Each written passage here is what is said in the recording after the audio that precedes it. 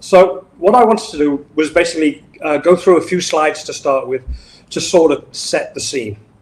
As I mentioned before, breathing is something that is so fundamental to our very lives. When we're born, we inhale. When we die, we take that last breath. We exhale. It's so fundamental that I wanted to just basically go through some basic physiology. So I think it really sets the scene well. Breathing is actually part of aerobic respiration. So it's all about creating energy. And that's created by the uptake of oxygen with the release of carbon dioxide. I find it really interesting, and I think it's a beautiful example of the synergy of life. Living things like we are, we bring in oxygen and we give out carbon dioxide. Whereas the plants, they take in the carbon dioxide that we breathe out, and then they give out oxygen. So we wouldn't have the oxygen that we rely on if we didn't have the plants. So we have this very symbiotic relationship in nature. I think it's a very beautiful thing. So breathing, what does it do? It fuels our cell, but it's something so fundamental. We know what it feels like when we're not breathing well, or we're tired and what have you. We don't have good attention. So breathing does, it improves our attention. It's a great stress reliever. If we breathe deeply and properly during the day, we tend to sleep well. We don't have so much insomnia. It's calming on our emotions. And of course, it's very important for our strength. What are we doing? Well, we're bringing oxygen and nitrogen into our bodies. It's pretty much 20% oxygen, the air that we breathe, and it's about 78% nitrogen. 78%. Interestingly, the body doesn't use that nitrogen. I find this really interesting. It just flows in and flows out. The nitrogen is taken in by the plants, and it's fixed, and that's where we get our nitrogen from. It's actually from the plants again. The rest of the air, the 2%, it's carbon dioxide, it's waste products, it's water vapor, etc. So how do we breathe? Well, it's controlled by it's called the medulla oblongata, and it's right in there, just below the cerebellum, top of the brainstem, where all the automatic things are controlled inside us. And it works very cleverly. What it's doing, it's measuring the CO2 in our blood. If there's too much carbon dioxide, and that's because we've been working very hard and burning off that oxygen, and we've been creating carbon dioxide as a waste product, it starts to build up. And then there are chemoreceptors, which are little receptors that measure the chemistry of the blood. They pick up those differentials, and they realize that we're having too much buildup of CO2 in our blood, which wouldn't be good. So it makes us breathe deeper. Okay, that's part of the physiology of how it works. So obviously the big apparatus for our breathing is our lungs. So I wanted to just make sure we understand what we're talking about there. We've got two great big air sacs in our chest, and they work like bellows, and they open and they close, and they're bringing in the oxygen and they're forcing out the waste products. Again, interestingly, it's the only system in the body that we can control consciously or unconsciously. Thank God it works unconsciously. Thank God we have that brainstem. Otherwise, can you imagine if you had to consciously, right, I need to breathe in, I need to breathe out. Oh, I'm running, I need to breathe faster. It happens totally unconsciously. Naturally, right? Yeah, it's interesting. And this happens 12 to 15 times a minute if we're relaxed. A little bit more if we're exerting, perhaps. And that equates to about 17 to 30,000 breaths we take every single day. 17 to 30,000 breaths. Yeah, you can do that. You can do the math. It's about 12 times a minute. So it's safe to say this is not something you forget doing. You can't forget breathing. No, you can't forget. And again, when I think about breathing, I want people to actually start to celebrate every single breath you take. I don't know if anybody out there has had a situation where taking a breath is painful, but I have. I had a big trauma playing rugby once. I broke 3 ribs, And Oh, okay. a few days lying on the floor, I dreaded every breath. Yeah. And I mean, it really was painful. And I can't imagine what it must be like when, if you start to suffer from something like chronic obstructive pulmonary disease or things like that, when breathing becomes really labored and you really have to work at it. For most of us, it's something that we don't even think about. But I think we should think about it because we can train our body to be more efficient.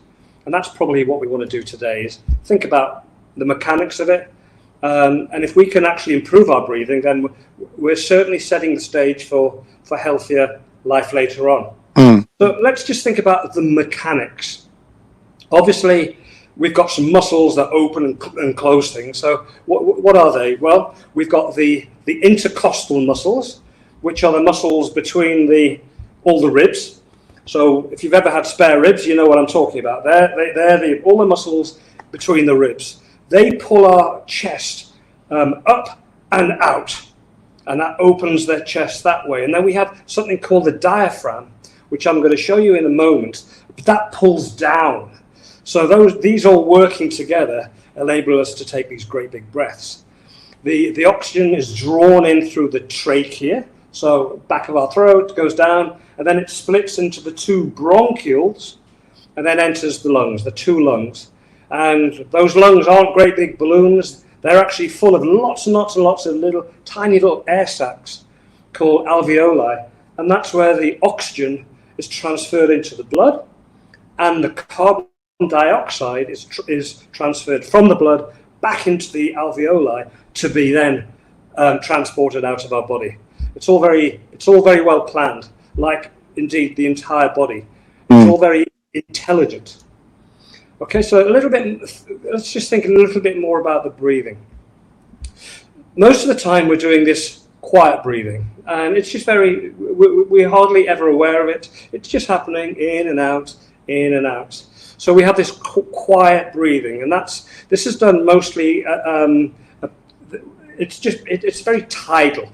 And then later on, if we're suddenly starting to exert or we're running for the MRT or something, that's when more muscles become activated.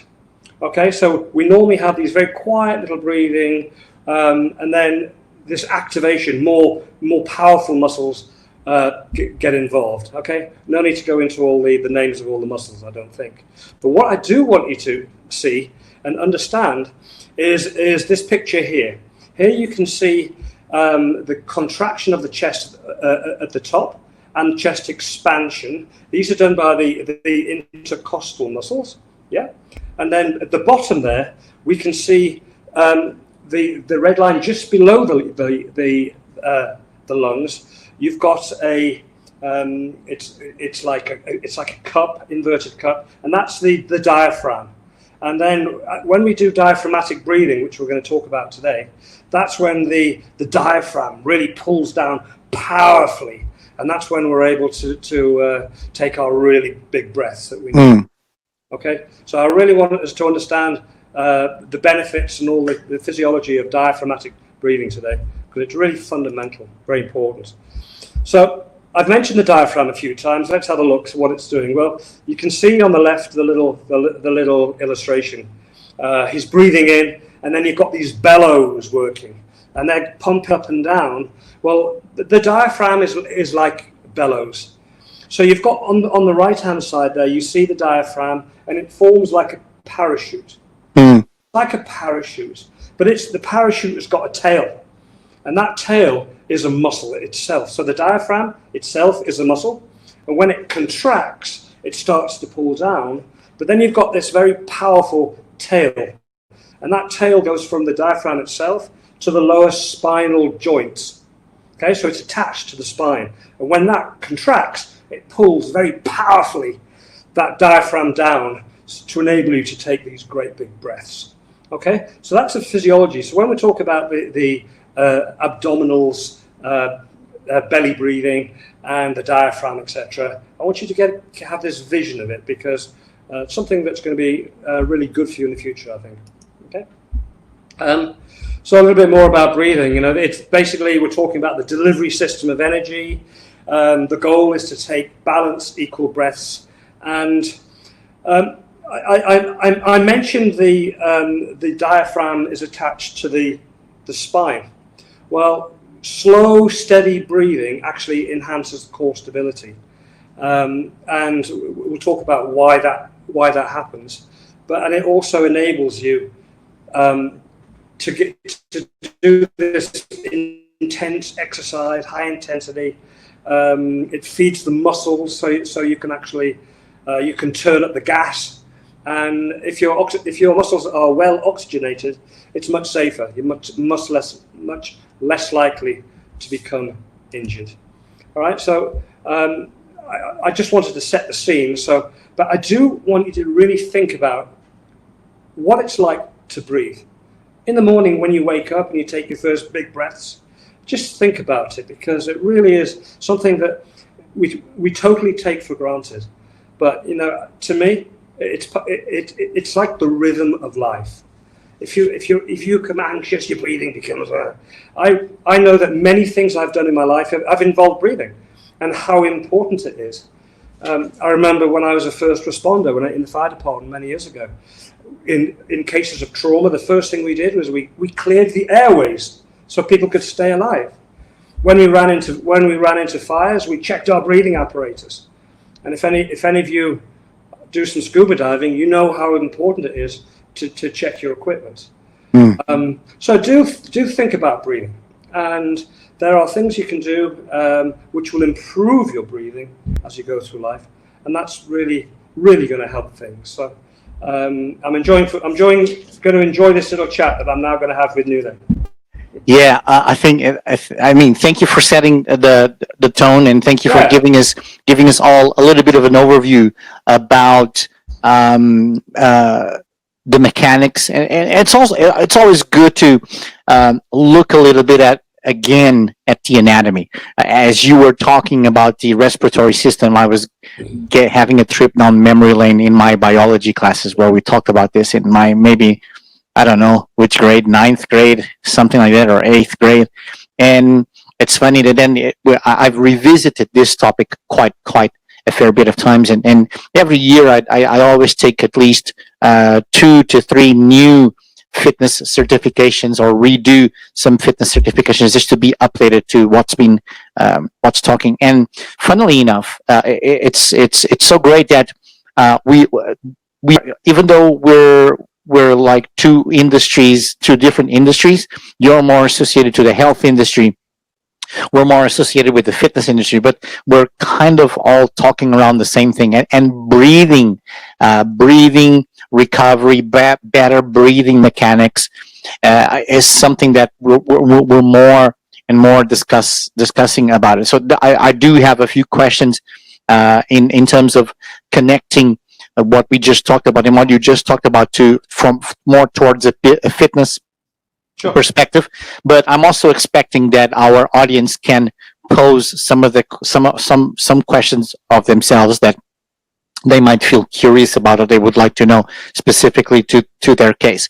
One thing that as you were talking about the anatomy and the diaphragm, and I'd like to ask your expertise on this. One thing that I was kind of hoping that you would connect with, which relates to the spine also, and the muscles of the core and the abdominal muscles, which you also pointed out, is the relationship between the pelvic floor and the diaphragm in terms of that breathing mechanics that you talk about, that they function as a unit in terms of creating that movement, that vertical movement up and down that assists with breathing. Is that something that is relevant, pelvic floor, because we know that pelvic floor dysfunctions can lead to a whole other issues. Also talking about stability of the spine and stability of the core. Is there a connection there between these two muscles? There's always a connection. Okay. Yeah. There's always a connection. So I always find it interesting that every time a muscle contracts, another one has to release. Exactly. And so if the diaphragm is pulling down, something else is being inhibited to allow that movement. It's interesting that when we breathe in, correctly, and we'll talk about this in a while, and we push our stomach out, then there are other muscles down there, pelvic floor muscles, that are actually releasing to allow some of that movement. Okay, and it's all coordinated. It's all coordinated in the brain. It's like a finely tuned symphony orchestra where everything works right. When there are any dysfunction, so if somebody's had a trauma and you get a little bit of scar tissue in one of those muscles, it's never going to work properly again. This is why it's so important to rehab things properly. If the structure is out of alignment and maybe it's a little twisted, or maybe simply something as simple, one leg is longer than the other, there's going to be more tightness on one side of the core than the other. And again, this is going to cause changes in how the diaphragm actually works. So literally the whole foundation, the basis of the structure, really needs to be as balanced as possible for things to work.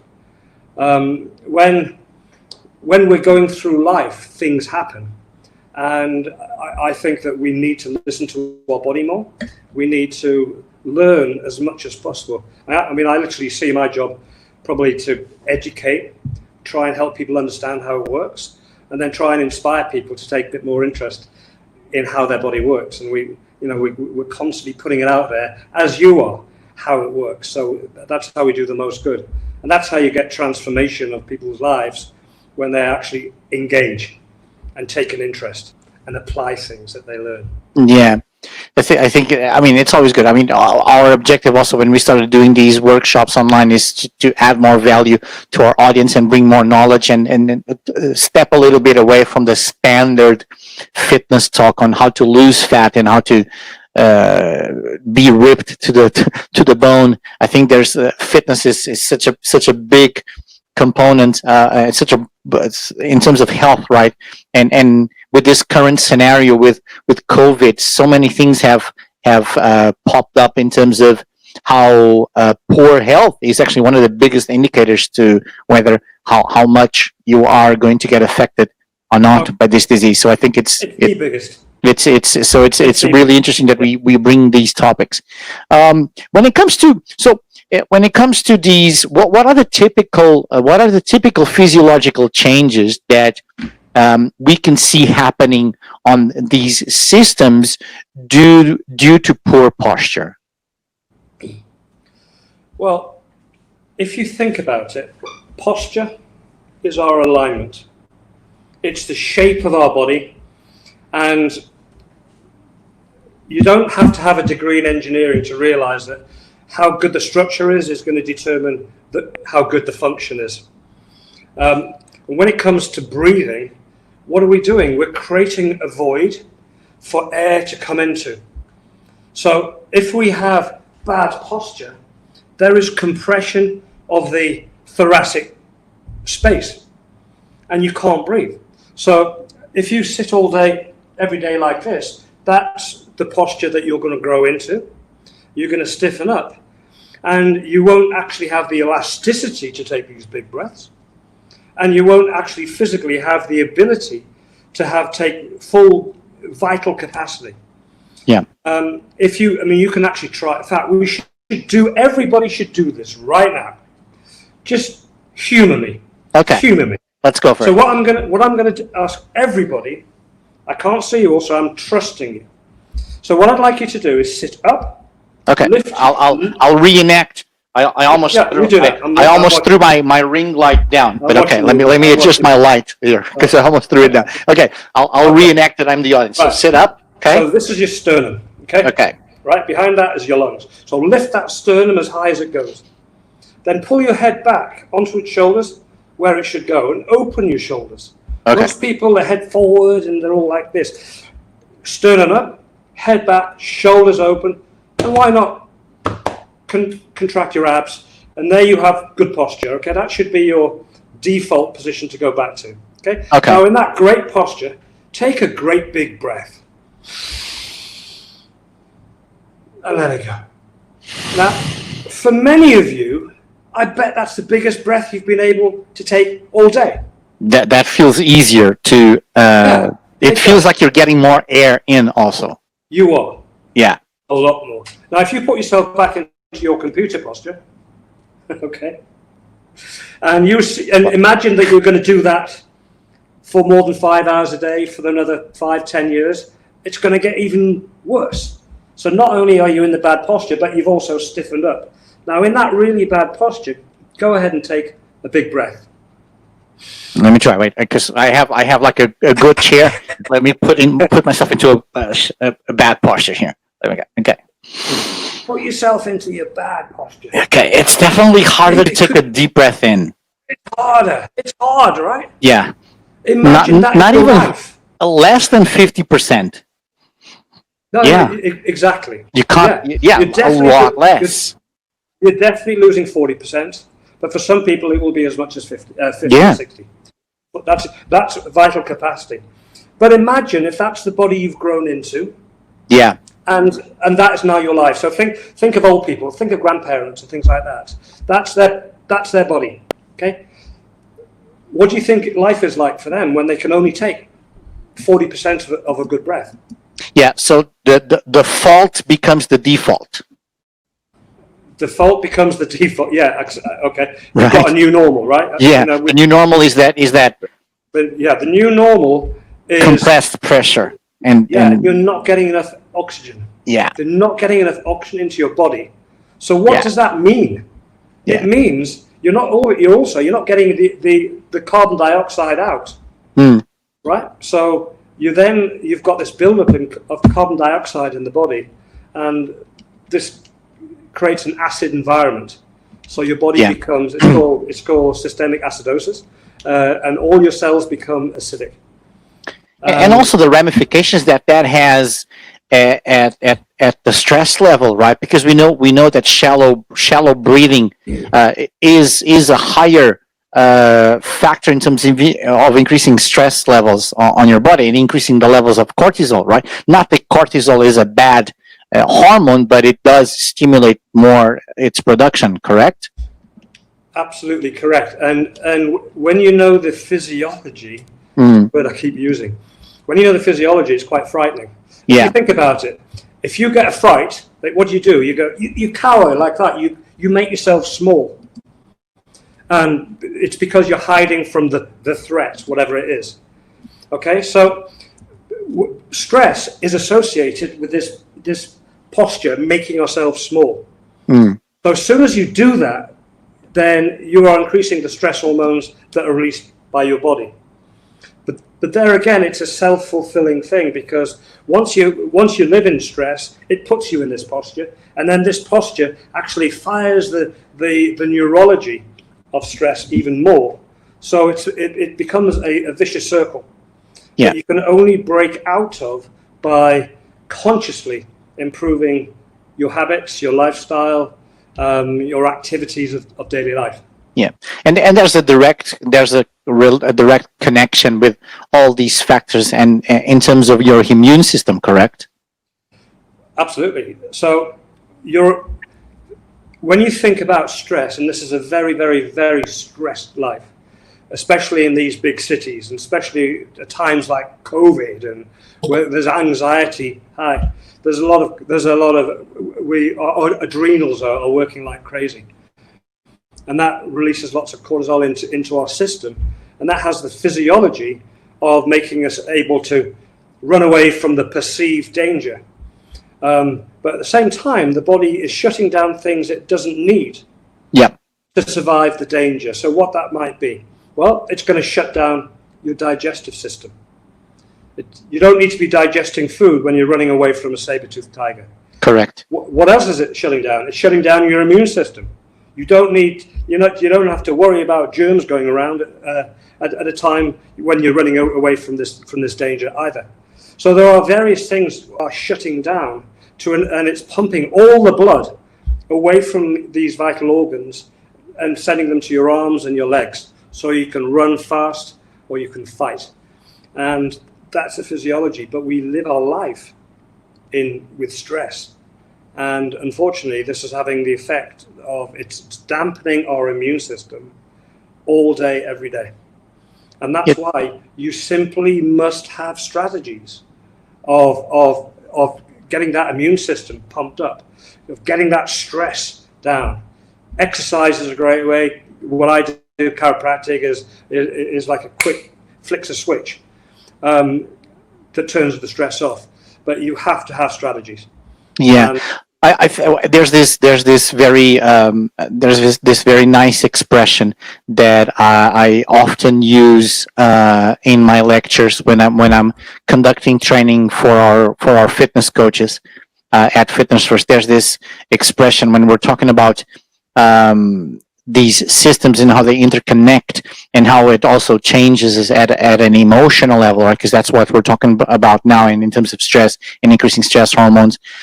I don't know if it's from PTA Global or another. I remember I heard this once. I don't remember particularly where it was. So if somebody's listening and they can quote it, I don't remember where I'm quoting it from, but I think it's from PTA Global. And there's this interconnection with motion, right? We know that emotion changes motion, and we know that emotion and stress levels also changes our posture. So it's not just a mechanical change; it's a physiological change. It's a psychological change that leads to a physiological change also. And sometimes it's vice versa, that they bounce back and forth.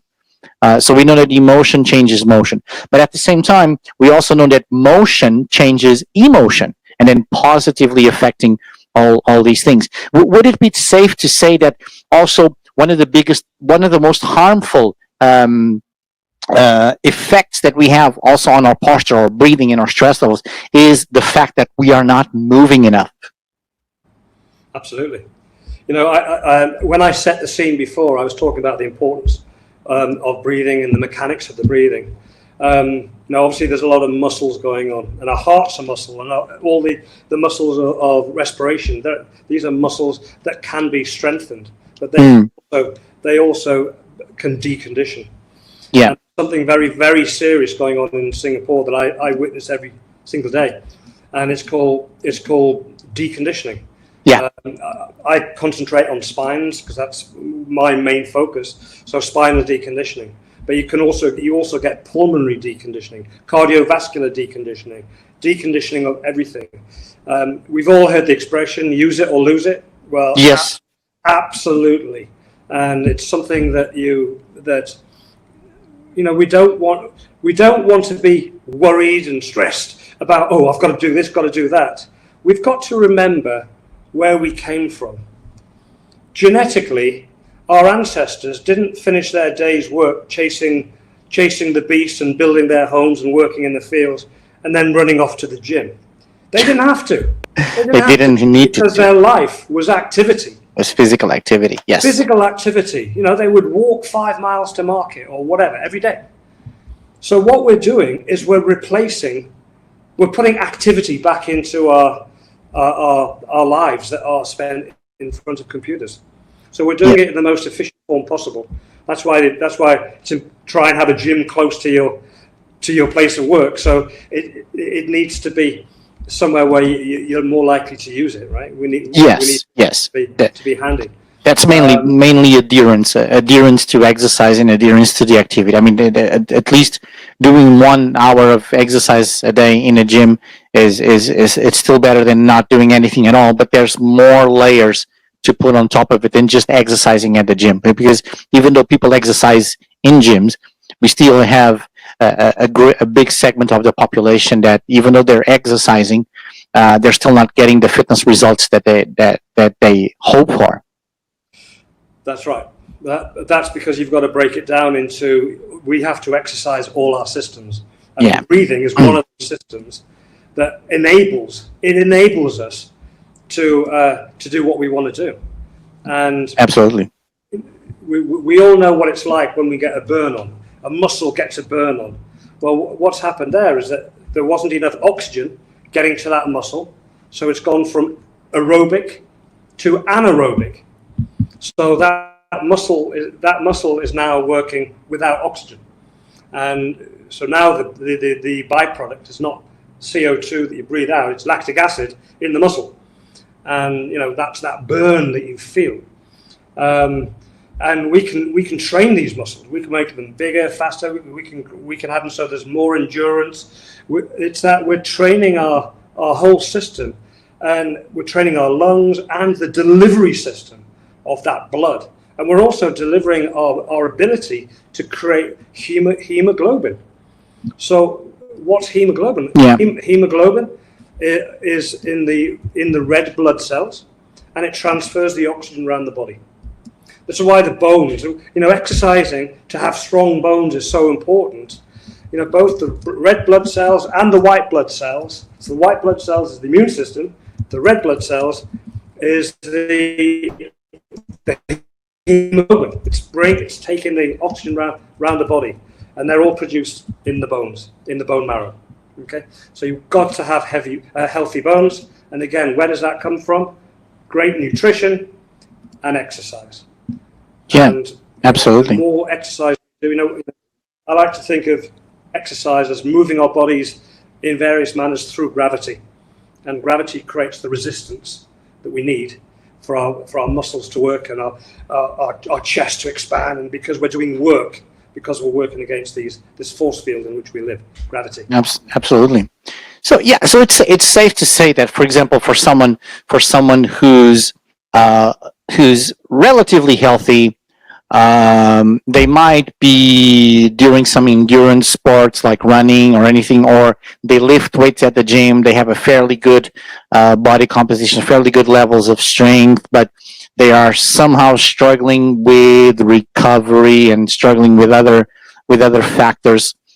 Assuming that the nutrition and the recovery and the rest are on point, I think we can also say it's also safe to say that we might look at posture and how their posture might potentially be affecting everything else, right? Because we know that posture is going to affect all the major systems of the body, but that could be a reason why someone might be underperforming in terms of their activity, right? It's safe to say that posture will affect it.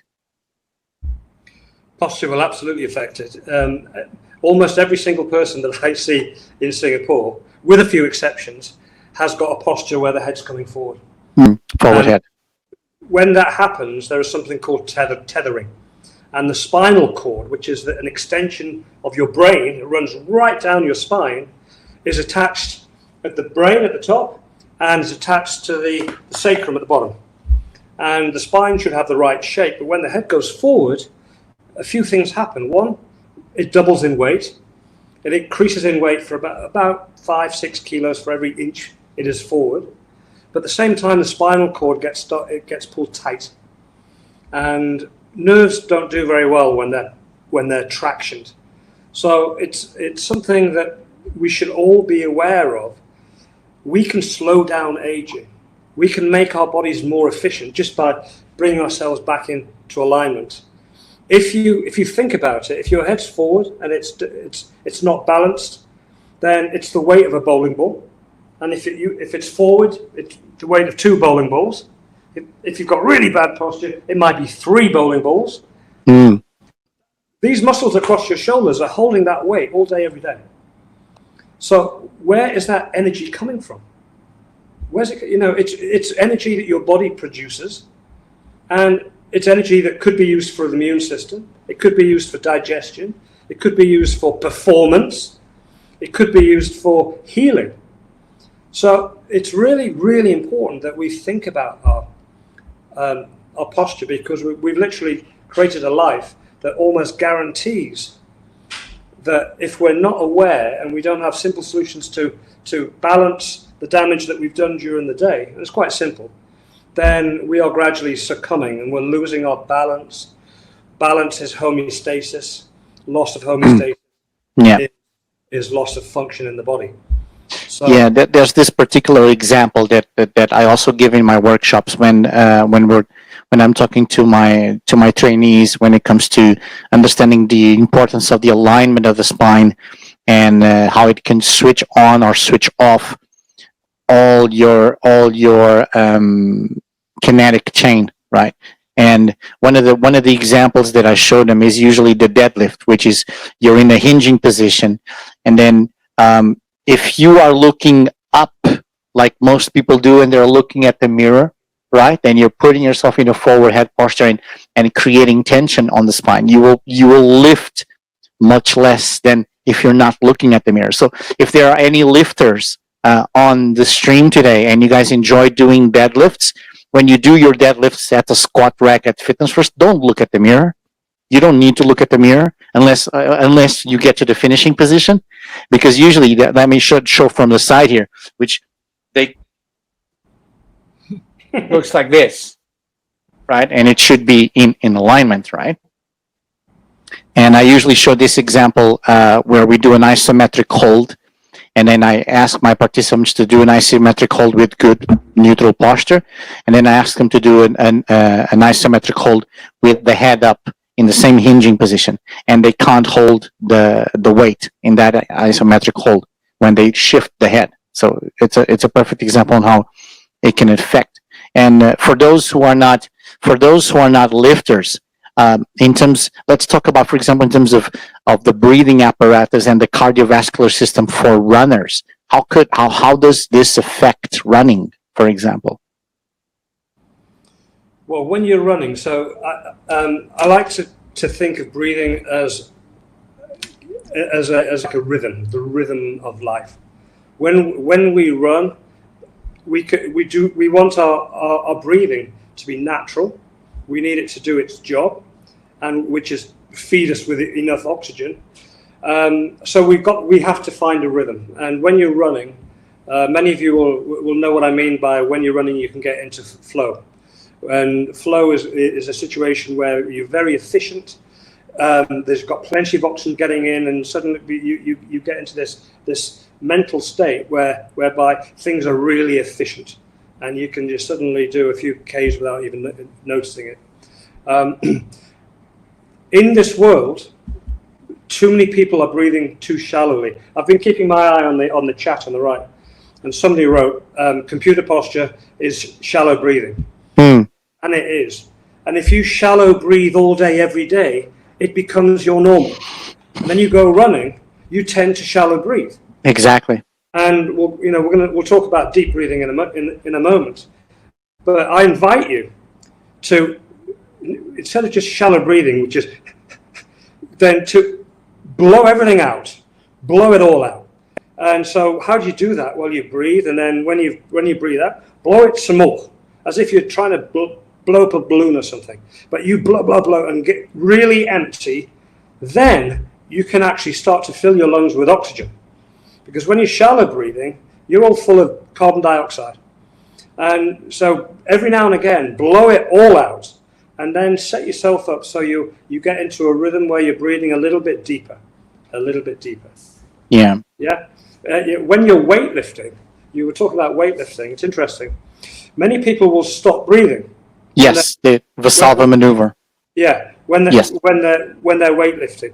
Yes. And if you're doing repetition, you actually can't do that.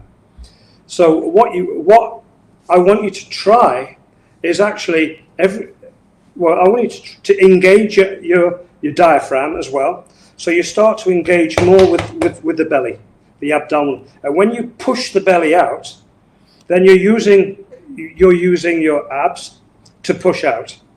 And that's sucking, that at the same time is sucking down the diaphragm.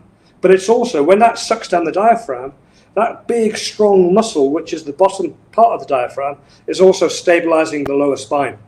So the diaphragmatic breathing is really important in stabilizing the lower spine. It's really important when you're lifting weights. Yeah, there's a little distinction here that I'd like to ask you also out of curiosity, which is there's like weightlifting and traditional weightlifting for bodybuilding or to build muscle mass on our body, and then we have Olympic lifting and powerlifting, where it's quite common because we're talking about a lot more, much more than your own body weight, sometimes 2 times your body weight in certain movements, right?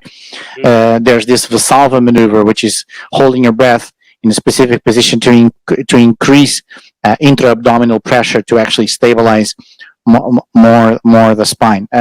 So these are 2 different breathing mechanics. I think Dr. Tim is referring more to like us common mortals that go to the gym to train, and breathing is very important because and you touched upon a really good point, which is it actually improves mechanics, and for general fitness, if for someone who's looking for either weight loss or for someone who's looking to increase just muscle mass, holding your breath is not the best option in terms of training because you're decreasing capacity of output capacity. Absolutely.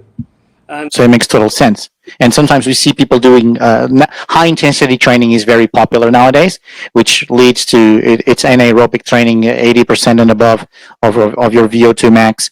But even though you're anaerobic, doesn't mean that you need to be holding your breath through the exercises. There's this very known conditioning expert and physiologist and physiotherapist, and Dr. Kelly Starrett, that it's someone that I've done some education with it, and he often says, if you in any position, and if you're looking for optimal position, postural or movement or capacity wise or exercise, whatever it is, if you can't breathe, then it's too much.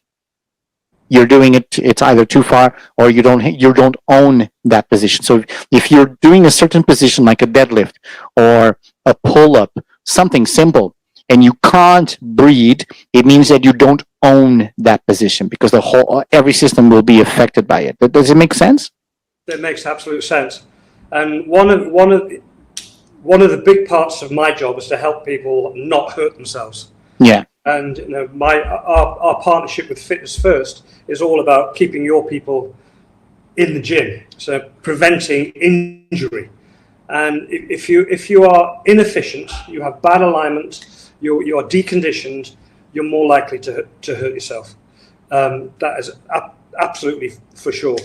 But there's a lot of sort of physiology involved. For example, I know that you asked me before about nasal breathing. Yes. And why is that important? Well, the body, interestingly, I think, if you're a physiologist like me, produces something called nitric oxide. And nitric oxide is really it's an amazing chemical that opens up the arteries. So it dilates all the arteries. It's a vasodilator. Yeah, it's a vasodilator. And so think about it. If somebody is having angina in the heart, they hit them with nitroglycerin, and that opens up the blood. If they're worried about somebody having a heart attack, they hit them with nitroglycerin, and that opens up the arteries. So this nitric oxide. So again, while you're running, exercising, and all, take deep breaths through your nose. Through your nose. I know that when you're running, you tend to breathe through your mouth, but every now and again, really try and suck it in through the nose, because that stimulates the paranasal sinuses, and a lot of this nitric oxide is produced there. It's produced actually by bacteria in our mouth, in our nose, but very much so in the paranasal sinuses. And again, that helps avoid injury. It's all about the delivery system of our body. If you are doing an exercise and you are really struggling to do that extra one, I really want to get that extra one in, that's when things might go wrong. That's when you're holding your breath. That's when there's not enough oxygen got to that muscle. That's when you're likely to damage that muscle. So, as far as I'm concerned, my job is to look after you. Don't go for that extra one. They say, right, another 4. Well, maybe you listen to your body. Maybe it's only another 3. But yes, we need to push it. We have to be outside our comfort zone. But when we go too far, that's when we injure ourselves. Yes. And a major part of that is keeping our muscles well oxygenated. Yes, not every workout needs to be a smashing workout, and I think we during the last maybe 6 years, we've seen an explosion of the go hard or go home mentality and no pain, no gain mentality.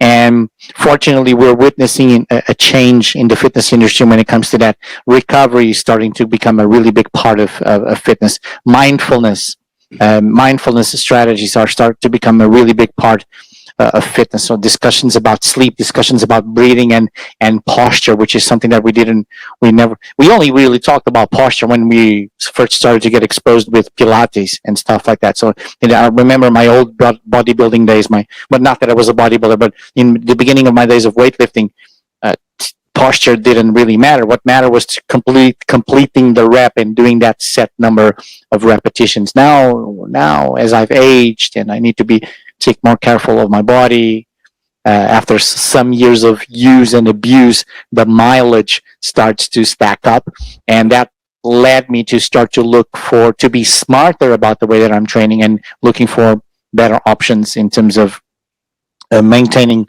a good fitness level without having to actually smash my body every time. So I think that's really important, which leads me to the next question, which is you were talking about that you were going to give us some insight about diaphragmatic breathing and how to improve this breathing mechanics. Yeah. In yoga, I think they call it pranayama. And basically, pranayamas, yeah. I think that, yeah, it's a breathing exercise. But I think that I've just recently started exploring that. Yeah, everybody needs to take control of their breathing at times because it does so much good.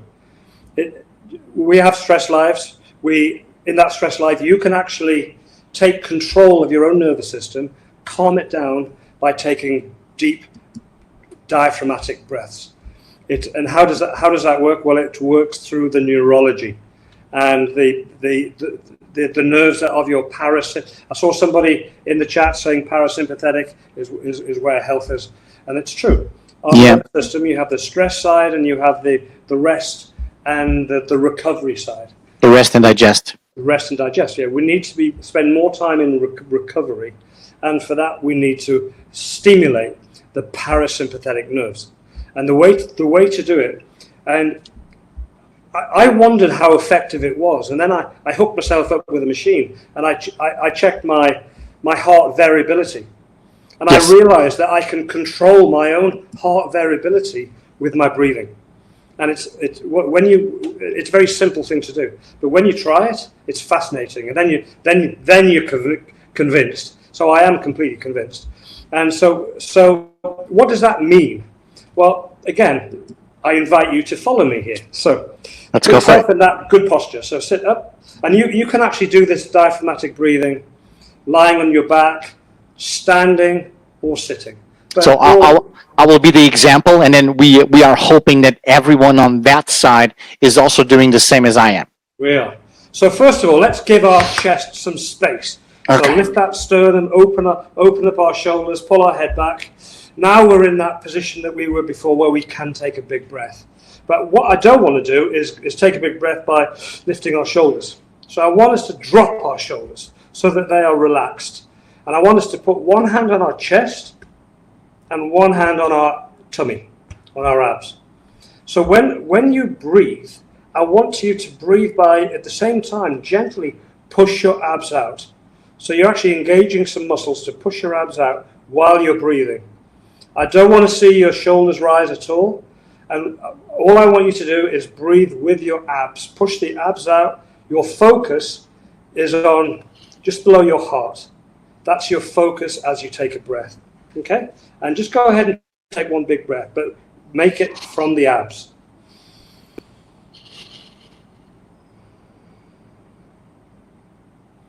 For all the guys watching, this is not the time to suck your tummy in.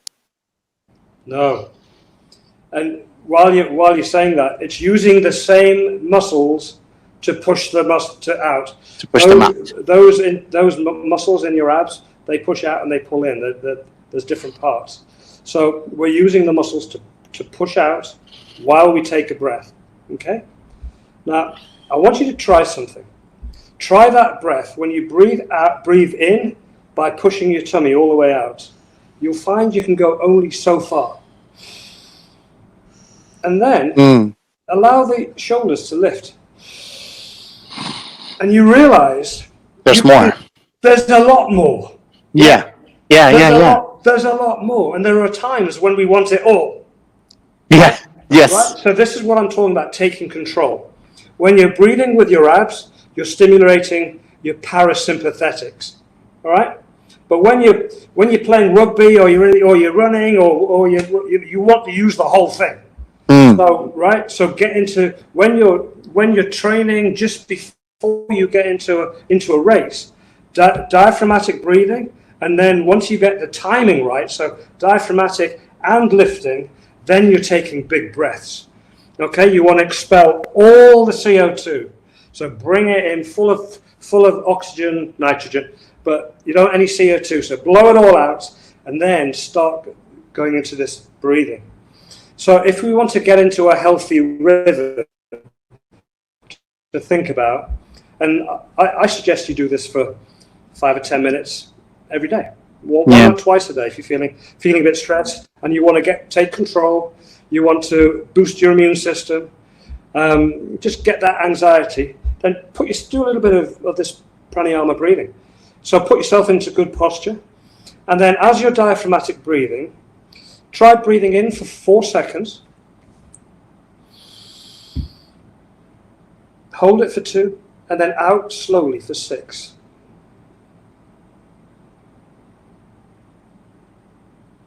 Hold it for 2, and then in for 4 with the diaphragm. Hold it for 2, and out for 6. So if you can just allow yourself to get into a rhythm, after a while, you'll start to feel your system calming down. And you can't be the only person it doesn't work for, right? We know. Yes.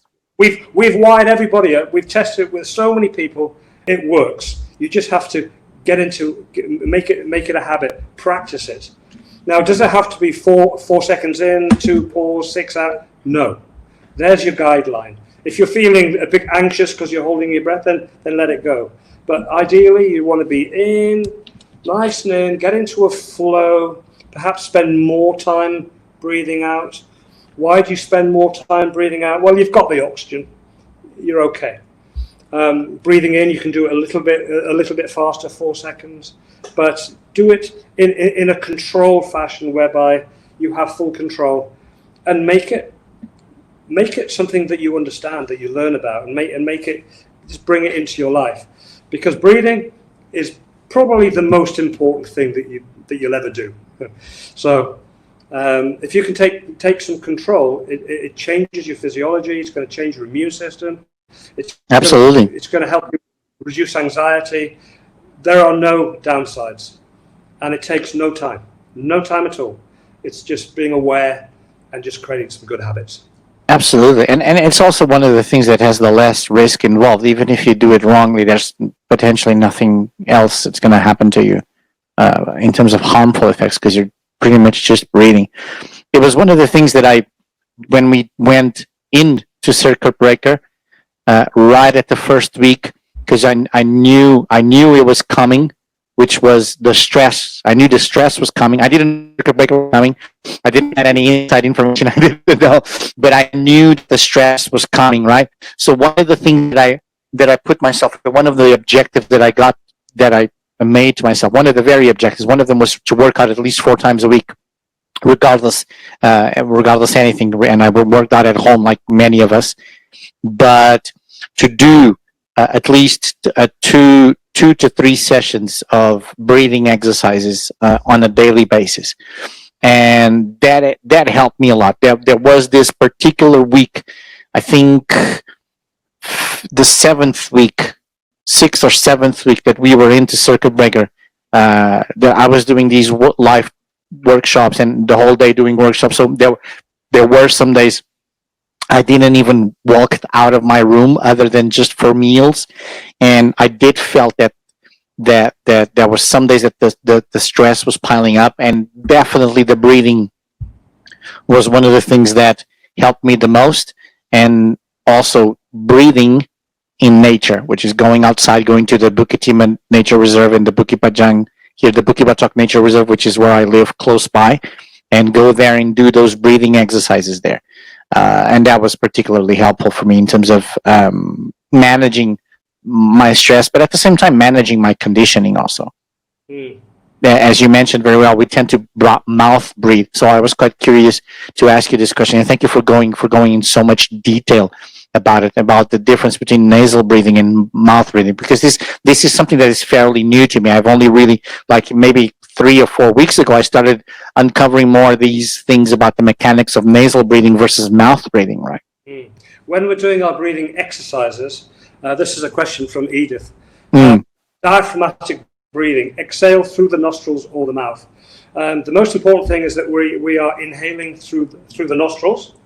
And again, what are the benefits of that? Well, again, it's filtering the particles. And again, when we're talking about COVID, this virus is much more powerful in a host that's breathing lots of particles. So there's been an explosion of COVID in areas of the world where there's particles in the air. So try in when you can through the nose. But when you're doing your exercises, you can just lightly breathe out through the mouth. So it's more of it's through the nose and then just very lightly through the mouth. Very well. Let's take a look at some of our questions that we have here. There was a question that Kaushik, I think it was you, Kaushik, that repeated twice, which is alternate nostril breathing beneficial? Alternate? Yeah.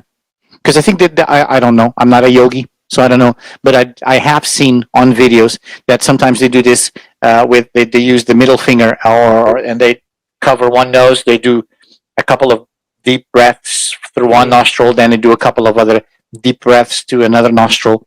I'm not familiar with that mechanic, so I don't really know the benefits of it. Yeah, well, basically, both the nostrils they join up to one trachea. So I think that one comes from Indian. I don't want to say folklore, but there is, when you breathe heavily through one and rapidly, it creates heat. It's meant to be creating more heat in the system. So I think there's any yogis out there, you can enlighten me. But one is about heat, and another one is about something else. So I don't want to give you any bad information here. Well, assuming, let's talk about physiology. If we've already discussed the benefits of nasal breathing, right? So if this practice, even though you're doing it individual through each nostril, improves nasal breathing mechanics, then it's a win situation. So it can only be effective. Even if it's just clearing the passages. Yes. Yeah. Yes. We had a specific question here from John.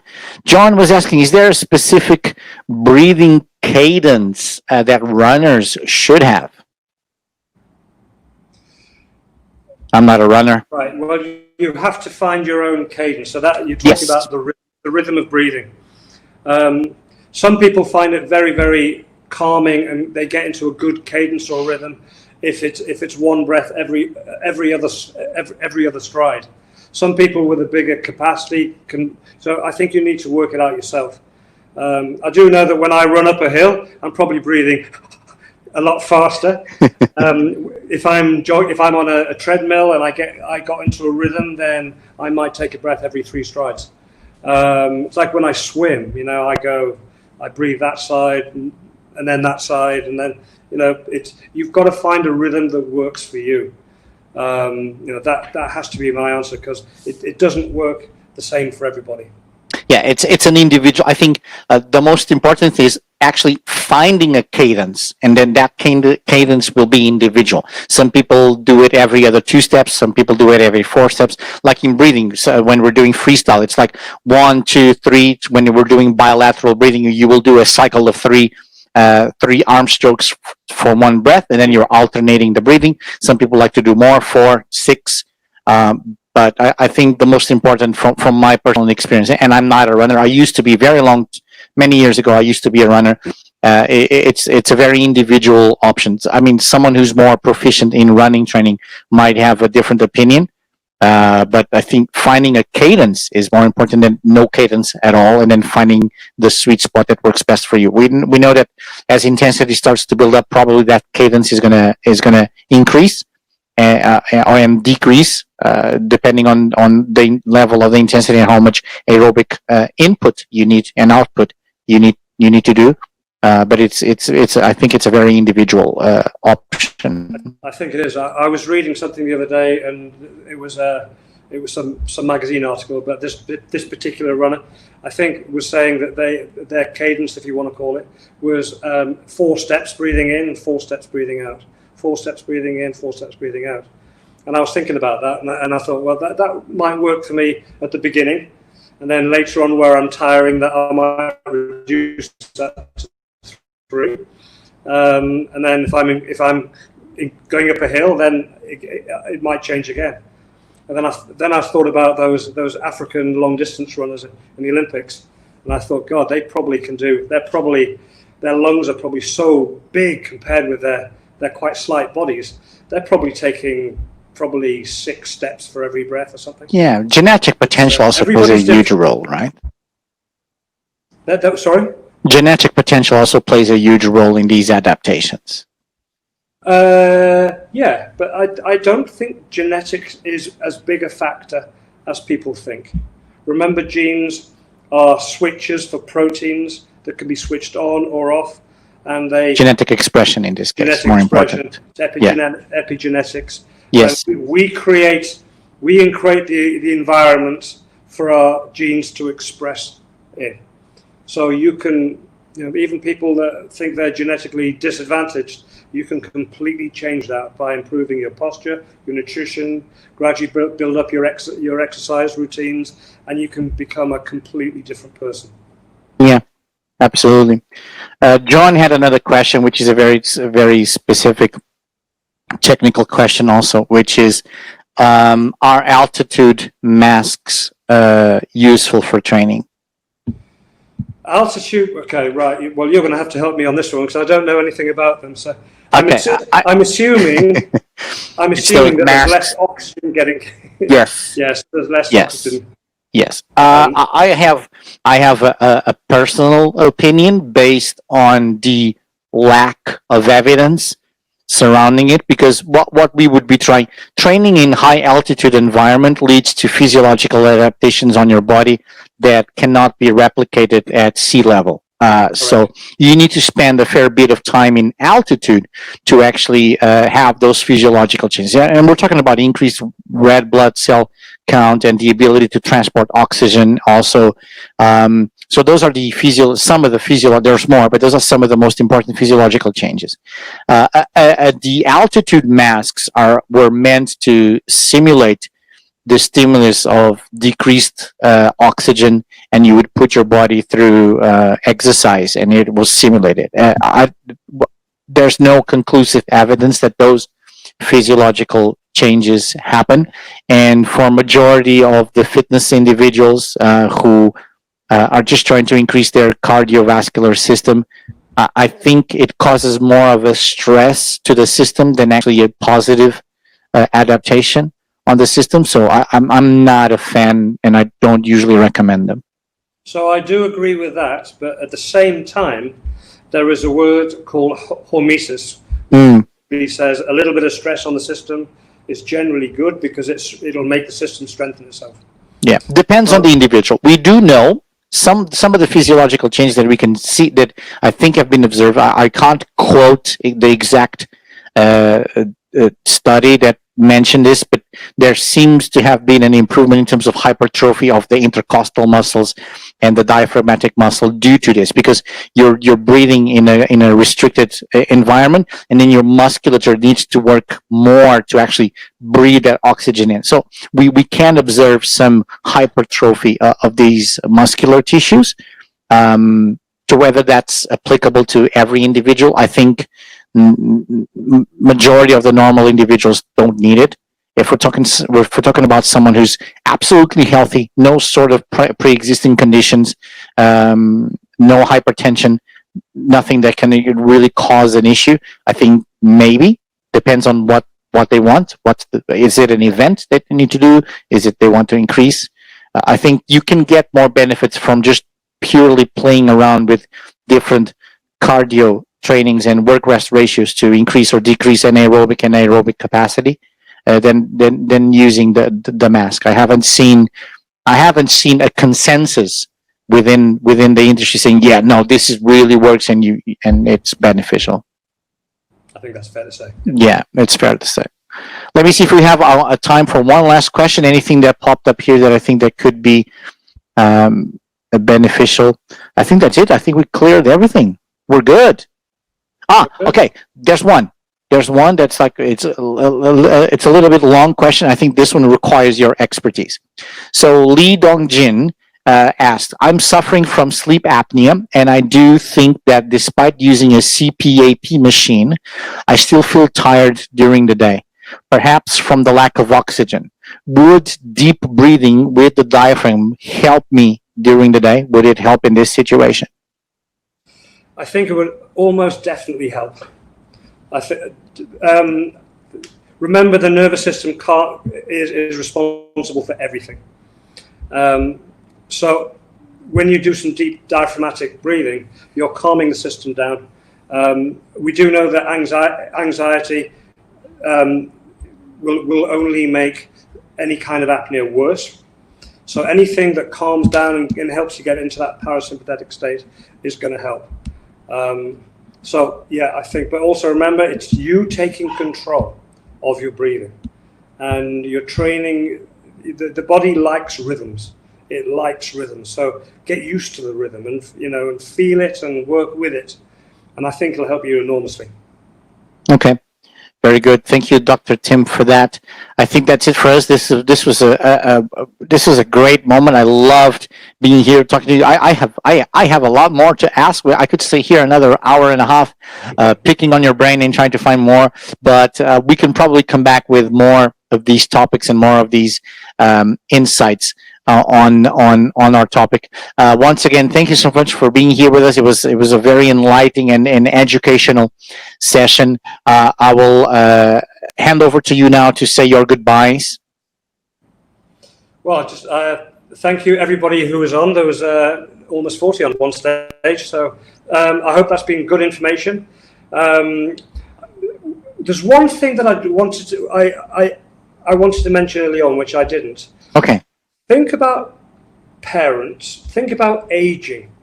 The one thing that people do, and I mentioned this, when people start to stoop, they're not getting enough oxygen. And I just want to, none of you will have seen this, but when somebody has been like this for a number of years, and when we do a chiropractic adjustment on their thoracic spine, and suddenly they can open it up, what I've witnessed on numerous occasions is suddenly they go, they take this enormous breath because they can, because they literally have never been able to take that deep breath. So I want you to think about that, because don't let that become you. Start thinking about your posture, do your breathing exercises, because we are going to live a long time. We are. You are. And what's it going to be like in your 70s and your 80s and 90s? But your breathing and your posture are so interrelated. So, it starts now. You need strategies to neutralize the damage that you're doing. And there's plenty of expertise around. I'm here to help anybody that wants to contact with us. But really, take an interest in your body. And that's my message from today. Absolutely, Dr. Tim, and it's a beautiful message. And together with your message, I have a key message of mine, which is very personally of mine, which is the more you move, the better you get at it. And we lack a lot of movement nowadays, and we all need to move a lot more. And this is definitely, together with your strategies and our expertise in terms of training and movement and dynamic movement training, which is our fitness philosophy at at Fitness First. We are bound to inspire people to go further in life, living healthier lives, longer lives, also, which is what I think everyone wants. Team, on your chat box, you will have seen by now a little pop-up that comes out, which is the handouts. On those handouts, you have a couple of tips and strategies from Dr. Tim about what we talked today. And you also have a QR code there to reach out directly to Dr. Tim at any of their clinics to book a consultation with a very special rate, which is just for us. So please do download those handouts. Not only they have useful information, but they also have the way that you can contact Dr. Tim and book an appointment to go check your posture, which is, I think, it's something that we all should do on a regular basis. Also, please remember to fill out the feedback form. I just posted on the chat also the link to a Google Docs that is going to enable you to give us your feedback from this session, and also give us suggestions on what other topics you would like to see next. And speaking of topics that you would like to see next, one of the requests was to bring back a nutrition topic. So we're bringing back Clement from Quan Nutrition next week. And this is a very interesting workshop where we're going to talk about how to actually read food labels. So understanding food labels, how to actually read them, how to make better choices on your nutrition when you're going out for groceries. So I think this is something that will be very positive for all of us. I'm also looking forward to learn some more strategies so I can make better grocery shopping. And I do hope that you all join. So the link will be shared tomorrow on our social media and also by EDM. So if you are on our emailing list, you will get an email with the direct link. If you are not on our email list, please pay attention. Take a look out on our social media, Facebook and Instagram, where we will be sharing this post, this image, together with the link that you can register for next week's session. And I've got Kaushik was actually suggesting that for next week. So there you go, Kaushik. We already requested to your request. So just come and show up next week. And that's it from us at here at Fitness First. We want to wish you all a very good night. Dr. Tim, we will see each other again soon on the 16th, I think, right? I think so. I think so. Anyway, I did promise you just before we started this session that I will come and visit you next Monday. So I am planning to see you. For all of you who don't know, I have not been physically present with Dr. Tim and talked with him like physically. We've only been talking through virtual, so I'm quite anxious to actually see him in person. I don't even remember how tall you are. Tall. Tall. Okay, so you must be taller than me because I'm Portuguese, so I'm 1.70 m. So I'm not a tall person. Yeah, the interesting thing, when we come out of lockdown, we're actually working in the same building. Yeah, absolutely. So I'm looking forward to see you next Monday. For all of you here online with us, once again, thank you for being here with us. Thank you for joining the session. Thank you for being so participative. Especially a shout out to Kaushik and John. You guys made the chat very, very alive for this session. I see you guys like talking nonstop, which is cool. It just makes the chat more alive. So a big shout out to both of you for being so alive during this session. Isabel, also thank you for being a regular here with us and being here online with us. And that's it from both of us, from Dr. Tim and myself. We wish you all to stay safe, stay healthy, stay motivated, stay active during this period of time. And I will see you again next week. I will leave you with a motivational video from Fitness First, and I'll see you again next week. Have a great evening. Dr. Tim, bye-bye. Thank you so much. You're welcome.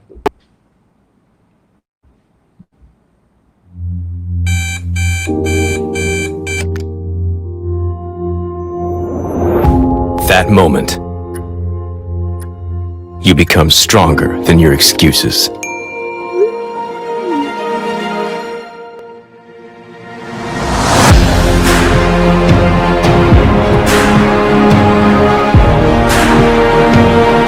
That moment, you surprise even yourself.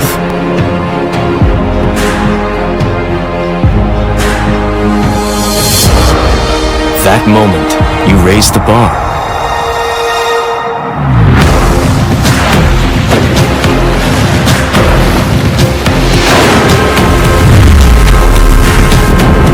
That moment, you feel like a beast.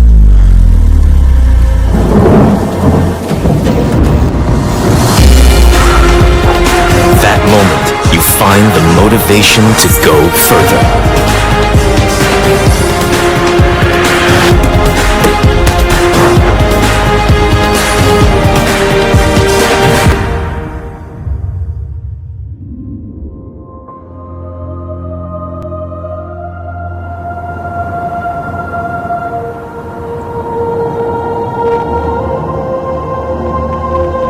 That moment, you know it's worth it.